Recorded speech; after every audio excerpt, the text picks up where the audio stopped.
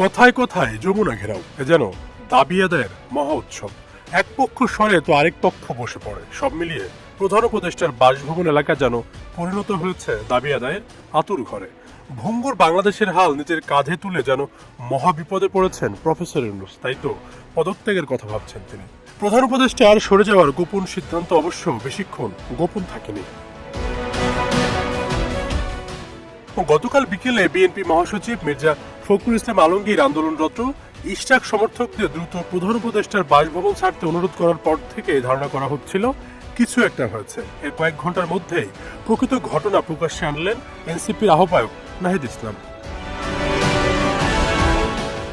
বিভিন্ন মাধ্যমে পদত্যাগের গুঞ্জন শুনে প্রধান উপদেষ্টার সঙ্গে সাক্ষাৎ করতে গতকাল সন্ধ্যায় তার বাসভবন যমুনায় যান নাহিদ ইসলাম। সাক্ষাৎ শেষে এনসিপির নেতা জানান, প্রধান উপদেষ্টা বর্তমান রাজনৈতিক অস্থিরতায় তার দায়িত্ব পালন করা সম্ভব হবে না বলে আশঙ্কা প্রকাশ করেছেন। তিনি আরো জানান, সরকার প্রধান হিসেবে তিনি যেহেতু দায়িত্ব পালন করতে পারছেন না, তাই তিনি পদত্যাগের কথা ভাবছেন।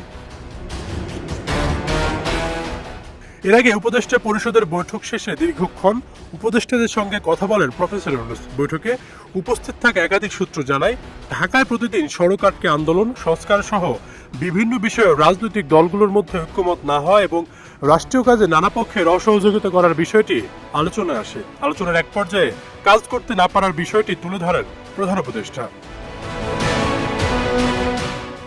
উপদেষ্টা পরিষদের ওই আলোচনায় উপস্থিত থাকা সূত্রগুলো জানায়, এক পর্যায়ে প্রধান উপদেষ্টা তাদের বলেন তারা যেন আরেকটি অন্তর্বর্তীকালীন সরকার গঠন করে, কারণ তিনি চলে যেতে চান।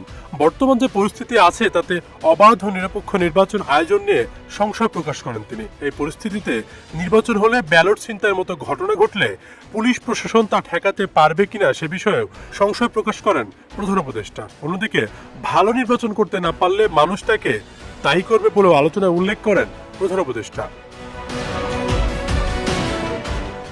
বৈঠক সূত্রে জানায়, বিভিন্ন পক্ষের অসহযোগিতা করার বিষয়টি জাতির উদ্দেশ্যে ভাষণের মাধ্যমে তুলে ধরার কথা বলেন প্রধান উপদেষ্টা। এক পর্যায়ে তার ভাষণের একটি খসড়াও তৈরি করা হয়, তবে শেষ পর্যন্ত ভাষণের বিষয়ে সিদ্ধান্ত হয়নি। এ বিষয়ে পরে আবারও আলোচনা হওয়ার সম্ভাবনা রয়েছে।